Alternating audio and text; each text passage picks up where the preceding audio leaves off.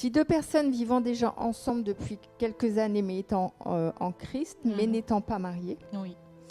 veulent rétablir les choses devant Dieu, pourquoi faut-il une période de non-contact, enfin de s'éviter, de ne plus vivre ensemble jusqu'au mariage? Oui, donc généralement à Comidal, on demande aux personnes déjà, c'est au cas par cas. C'est parce que des personnes qui vivaient déjà ensemble depuis des années et qui ont déjà des enfants, on ne peut pas leur demander de se séparer pour couper le contact, pour se remettre ensemble une fois le mariage fait.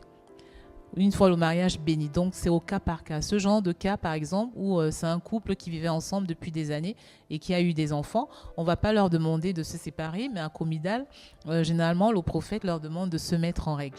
Donc, ils reçoivent les enseignements pour entrer dans leur mariage. Ils passent par un processus de restauration.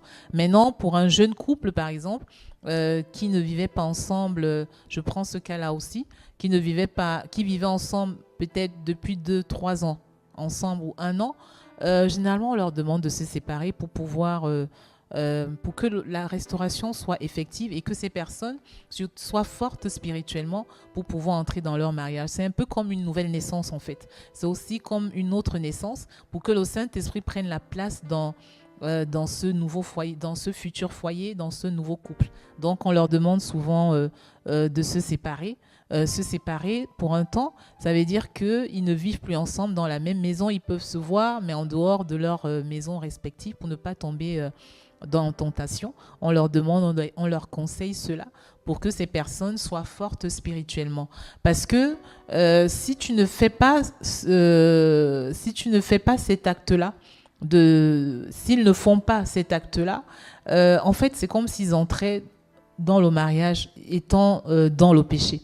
Même si ces personnes ont eu des relations sexuelles avant de décider de se marier, nous, à Comidal, on va leur demander que pour que vous soyez bénis, vous devez vous séparer pour que vous puissiez être fort spirituellement, pour que vous ayez des enseignements sur tout l'homme, pour que l'homme soit fort, comme je le disais tout à l'heure, qu'il se soumette à une autorité spirituelle pour pouvoir avoir la force, l'autorité dans son mariage et que votre mariage soit béni.